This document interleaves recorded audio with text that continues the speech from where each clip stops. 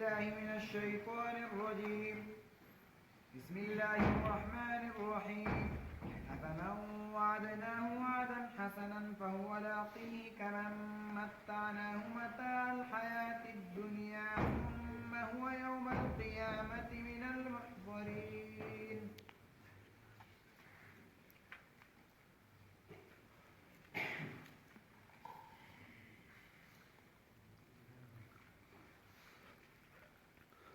الحمد لله الذي من علينا بجزيل النعم،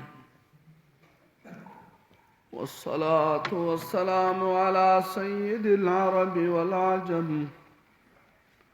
وعلى آله وأصحابه مصابيح الظلم. أما بعد فأعوذ بالله من الشيطان الرجيم.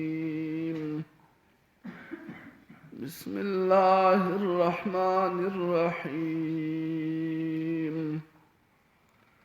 أفمن وعدناه وعدا حسنا فهو لاقيه كمن متعناه متاع الحياة الدنيا ثم هو يوم القيامة من المحضرين.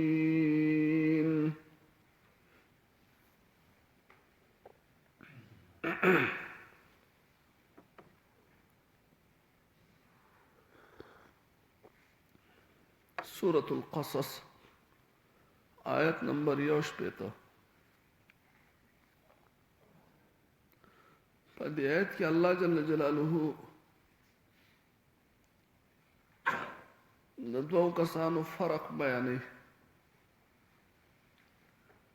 یو هغه کس دی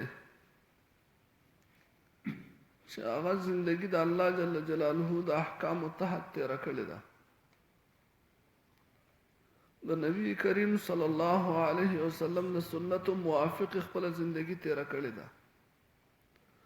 الله جل جلاله دغه کس سره وعده کړې ده د جنت او د خوشحالیانو. د دې په مقابله کې دویم هغه کس دی چې هغه ته د دنیا مال او متاع ملو شي دی، خوشحالی ملو شي ده، عزت ملو شي دی، چې دنیا کې څه سہولت غواړي هغه ورته ملو شي دی، خو دین ورسره نشته. او دا کس د قیامت پر ورځ د الله جل جلاله په عذاب کې به پیش کړی شي. الله پاک فرمایي چې دا دواړه کسان چېرته یو شان کېدی شي. د یو د دنیا حالت نه دی ذکر کړی، صرف د آخرت حالت ذکر کړی دی چې آخرت کې به ډېر خوشحاله الله سره د لوی نعمتونو وعده کړې ده. دنیا کې څنګه دی، هر څنګه چې دی د هغې پروا مه کوئ. د هغې ذکر هم نه دی کړی چې دنیا کې به د څه حال و، خوشحاله و که خفه و، وږی و که موړ و، عزتمن و که بې عزته و، مال ورسره و که نه و، جوړ و که ناجوړ و، جایدادونو مالک و که نه و، اولاد و که نه و، مال و که نه و، ښځه و که نه وه، نوکري و که نه وه، عهده و که نه وه، څه کاروبار و که نه و، د دې هیڅ قسم ذکر نه دی. دا یو شی دی، خو صرف د آخرت ذکر کوي چې دغه کس له ده کې دین و دین، صرف دغه یو څیز ذکر کوي چې په ده کې دین و. نو که دی هر څنګه و نور، خو دی کامیاب دی، د سره الله جل جلاله وعده کړې ده د آخرت د خوشحالۍ. په مقابله کې دا بل کس بې دینه دی، نو دی کوم هر څنګه و دی تباه دی. که دی جوړ و بیا تباه دی، که ناجوړ و بیا تباه دی، که دی عزتمن و بیا تباه دی، که دی بې عزته و بیا تباه دی، که دی جایدادونو والا و بیا تباه دی، که دی خوار پړق و بیا تباه دی، که ده سره عزت و بیا تباه دی، که دی بې عزته و بیا تباه دی، که عهدې او نوکریانې او ډګریانې ورسره وي بیا تباه دی، او که نه وي ورسره بیا تباه دی. لیکن الله پاک د هغه کس ذکر کوي چې کوم په دې خوشحالو کې هم دی، چلو هغه سره د دنیا هر قسم نعمتونه شته، صحت شته، مال شته، عزت شته، خوشحالي شته، جایداد شته، اولاد شته، ښځه شته، کور بنگلې شته، ګاډي شته، نوکریان شته، دا هر څه ورسره شته، خو د قیامت پر ورځ باندې به دی جهنم ته وغورځولی شي. آیا دا کس چې کوم جهنم ته غورځولی کېږي او دا کس کوم چې جنت ته ځي، دا دواړه برابر کېدی شي؟ چېرته نشي کېدی.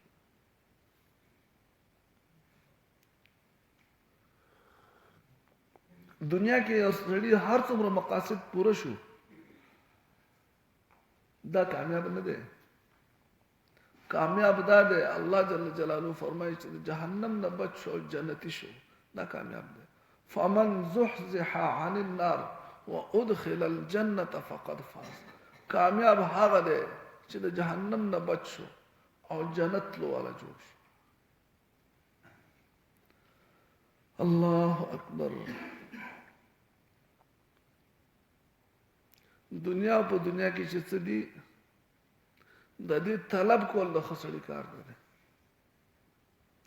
ضرورت ته حق خپل زندگی تیری چې څومره باندې ضرورت پوره کیږي. هغه سالم مولا عمر رحمه الله دا په مسجد حرام کې دی،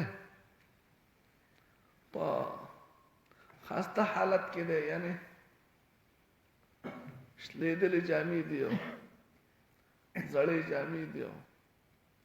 عام د غریبانو په حالت کې دی. او د صحابه دا شانو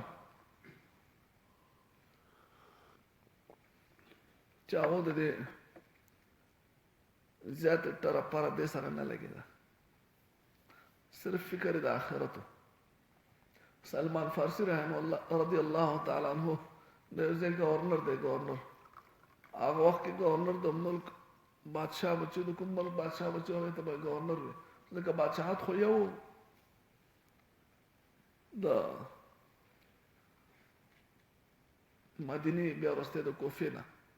او په کوم ملک چې دوی قبضه کړي په هغه باندې خپل گورنر کړ. نو سلمان فارسی رضی الله تعالی عنہ د یو ملک گورنر دی، خو دغه حالت کې روان دی چې پته نه لګي کنه چې څنګه دی، څوک دی. یو کس ولید هغه سره څه پیټه، هغه په دا خیال کړل چې دا چرته څوک مزدور دی دلته کنه په دې بازار کې مزدوري کوي. आवाज وته کوي देखो راشه جو هغه راغی چې چلو کومه دا پیټه واخلم سره کوړته وېس خیر دا دې ولا پیټه یې چې پیسې بولول کوم مزدور دی. هغه ما پیټه واغسته پوګای روان شو. چا ولید په دې حالت کې داسې طرف نه چې دا سلمان فارسی رضی الله تعالی عنہ نه ویني، او هغه سړی ویني، هغه ته اشاره کوي، په اشاره نه چې چل کړه والي صاحب دی، سلمان فارسی دی، دا خپل پیټه پوره کړی.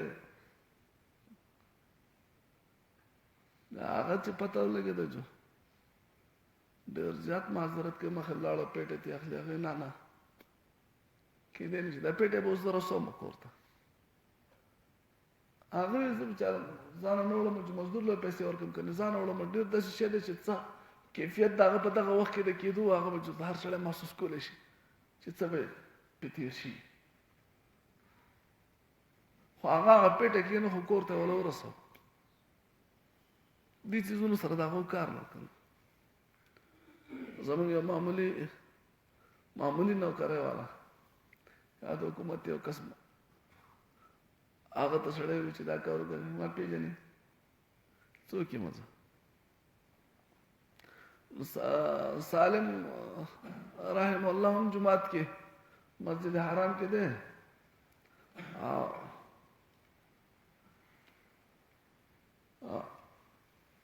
عبدالملک ابن مروان بادشاہ دی، خلیفہ دی دا وقت، هغه هم تللی حرم ته. دی ولیده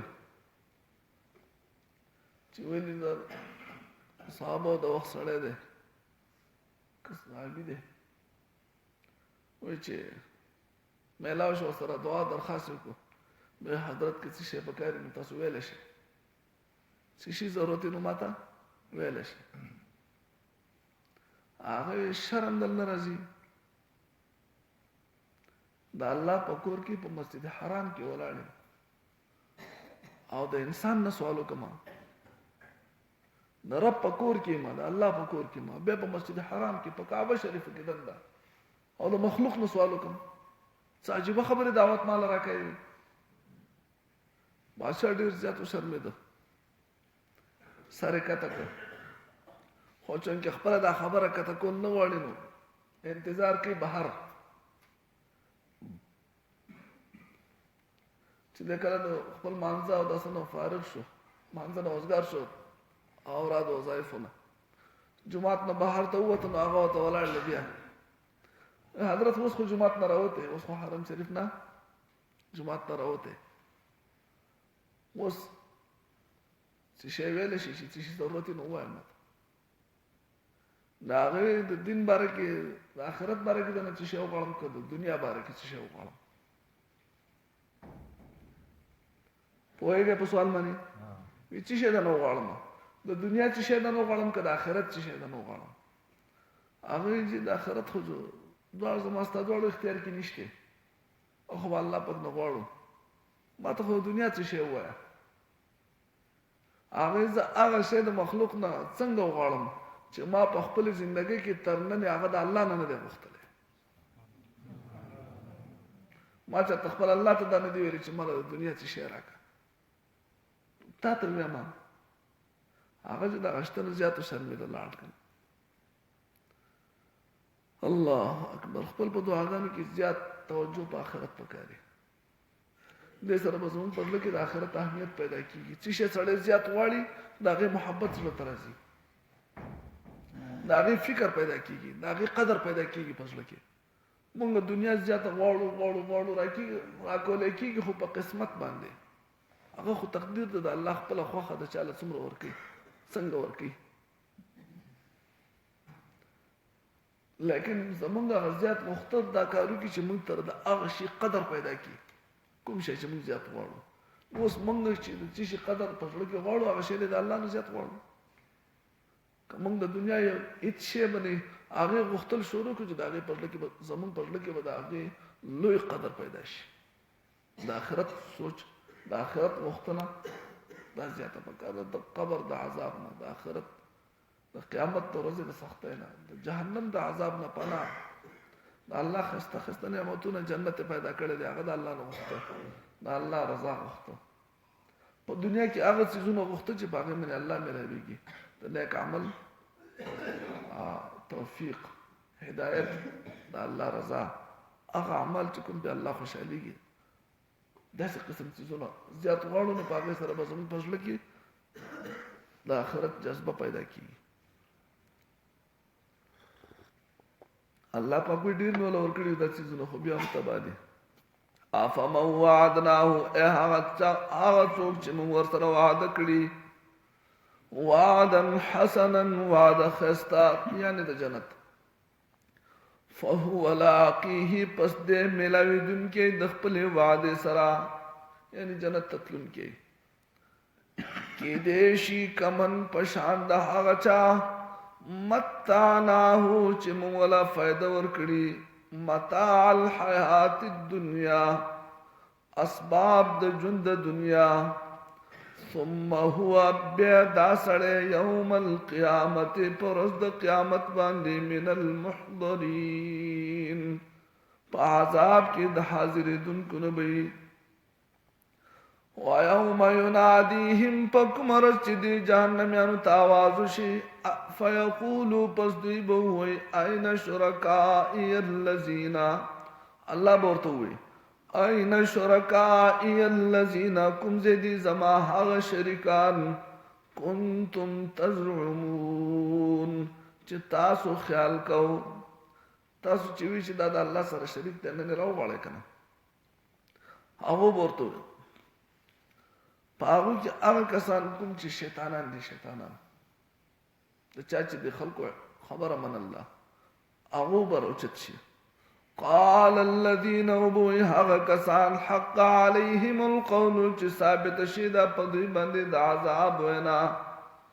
ربنا اے رب زمونگا هؤلاء الذین دا هغه کسان دي اغوینا چې مونږ گمراه کړیو. دا خلق دا انسانان چې دي دا مونږ گمراه کړیو خو یوازې مونږ د سينو گمراه کړیو. اغویناهم مونږ غلولیو دوی لرا کما غوینا لکه څنګه چې مونږ په خپل گمراه شیو. مونږ په گمراه کېدو کې مونږ باندې چا زور ثابتات جبر تسلط نه دی کړی. مونږ په خپل اختیار گمراه شي. داسې مونږ دوی ته قدر دعوت ورکړی دی دوی قدر غلولی دي نور دوی په خپل اختیار گمراه شي.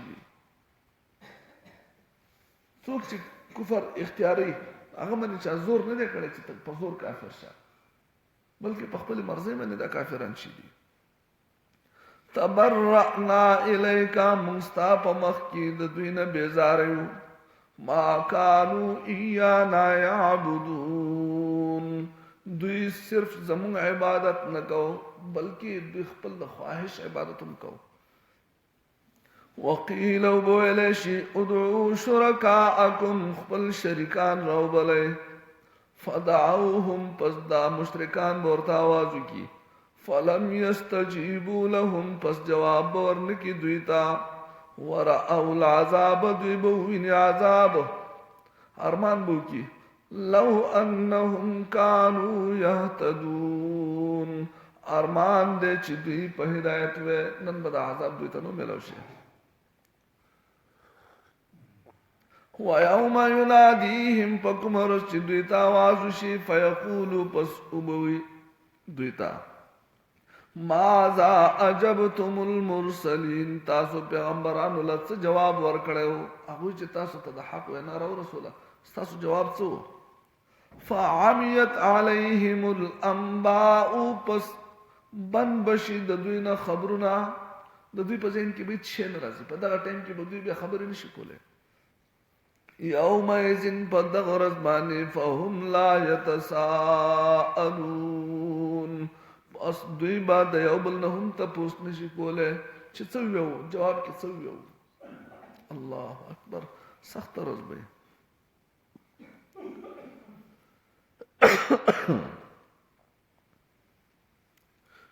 اهدنا الصراط المستقيم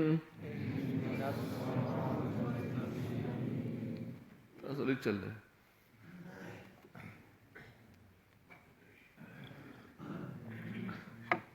آج داتے ہوئے تو اصلی شین چہر اڑی تھا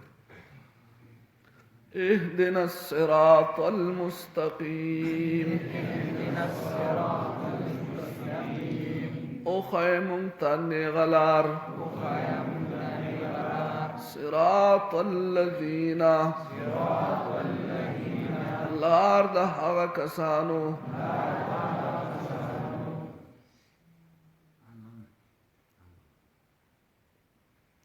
ایاک نعبد و ایاک نستعین نه دی ولیکن ایاک نعبد خاص تا بندگی کو مونگا و ایاک نستعین او خاص دتانا مدد غواړو. اهدنا الصراط المستقيم او خیمون تنی غلار صراط الذین لار د هغه کسانو انعمت علیہم چتا پی انعام کړه دے غیر المغضوب علیہم نلار د هغه کسانو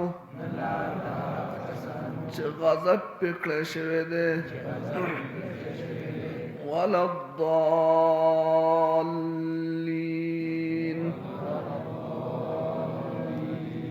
او نلار د گمراهانو. ایاک نعبد خاص تا عبادت کو منگا و ایاک نستعین او خاص دتانا مدد غواړو اهدنا الصراط المستقيم او خیمون تلار نیغا صراط الذین لار ده هغه کسانو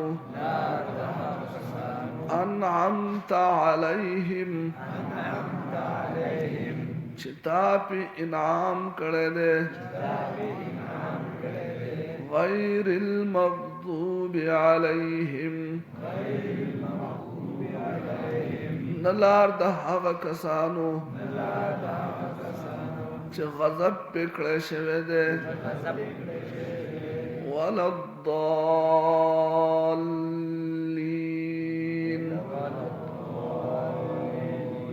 او نلار د گمراهانو آمین یا اللہ زمون دعا قبول کی افمن وعدناه اے چا سره چې مونږ وعده کړی دا وعدا حسنا وعده خستا فهو لاقيه دے ملاویدن کے دے دخپل وعده سرا کی دیشی کبن پشاند هغچا متعناهو چې مونږ ورلا فائدہ ور کړی دا متاع الحیات الدنیا فائدہ د ژوند دنیا ثم بیا هو دے یوم القیامت پروز د قیامت با من المحضرین عذاب تا د پیش کون کو نہیں وَيَوْمَ يُنَادِيهِمْ پکم رس چی دوی تاوازو شی فَيَقُولُ پس ابوی أَيْنَ شُرَكَائِيَ الَّذِينَ کم زدی زما حغ شرکان کنتم تزعمون چتاسو خیال کو قال الذين ابوي حق کسان حق عليهم القول چه ثابت شوید پیوینا دا عذاب ربنا اے رب زمونگا هؤلاء الذين دا هغه خلق دے اغوینا چې مونږ گمراه کړیو اغویناهم مونږ دوی گمراه کړیو کما غوینا لکه څنګه چې پخپل گمراه شیو مونږه تبرأنا الیکا مونږ د دوی نه بیزار یو ستا په مخ کې ما کانو نو دوی ایانا یعبدون یوازی زمونگا بندگی کون کی وقیل ادعو شرکاءکم ابویل شدویتا راو بل اخبل شرکان فدعوهم پس دوی باورت آوازو کی فلم یستجیبوا لهم هغوی به دوی له جواب ورنکي ورأوا العذاب او وبویني دوی عذاب لو انهم كانوا يهتدون ارمان دې چې دوی په هدایت وې ويوم يناديهم وكم رچ دوی ته आवाज وکي فيقول پس وبوي ماذا أجبتم المرسلين تاسو پیغمبرانو له څه جواب ورکړو فعميت عليهم بندي بشي په دوی باندې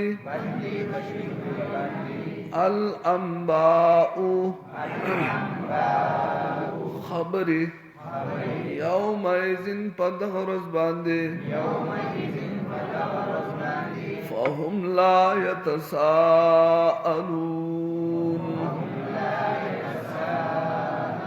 پس دوی بعد یو بل نه تپوس نشي کوله اللهم صل على محمد وعلى وسلم ربنا ظلمنا انفسنا وان لم تغفر لنا وترحمنا لنكونن من الخاسرين اللهم احسن عاقبتنا في الامور كلها واجرنا من خزي الدنيا وعذاب الاخره آمين يا الله زمون په حال رحمك يا الله آمين الله زمون ګناهونه معاف کړي الله آمين الله ته زمون رضا شي الله آمين الله پاک کوم چې وفات شي دا مغفرت وکړي الله آمين الله پاک دا ولدین دا واره وفات شه دی اوس الله پاک هغه سخت منازل ته آسان کړي الله آمين الله پاک د قبر د عذاب نه وساتي الله الله خپل رحمت په صدر کې ورغاړي الله الله پاک سوال جواب ورته آسان کړي الله الله پاک قبر او ته جنت د باغونو نه باغ کړي الله الله پاک پسماندگانو ته صبر جمیل ورکړي الله الله دا غوي په ټولو باندې د صبر پټه ته ولګي الله الله پاک د دې غم په بدله کې ول دنیا آخرت دواړو کې خوشاله نه ورکړي الله الله پاک څومره چې وفات شي دي نږدې دی او کله لري دی الله اوس وفات شي دي که مخکې وفات شي دي که خپلوانو کې دي زمونږ د حاضر جمع د اورېدونکو یا پردي دي الله چې مسلمانان دي کلمه ویل الله ته مغفرت وکړي الله الله پاک ته رضا شي الله کوم چې نا جوړ دي ته صحت ورکړي الله نیک عمل لپاره بهترین صحت ورکړي الله زمونږ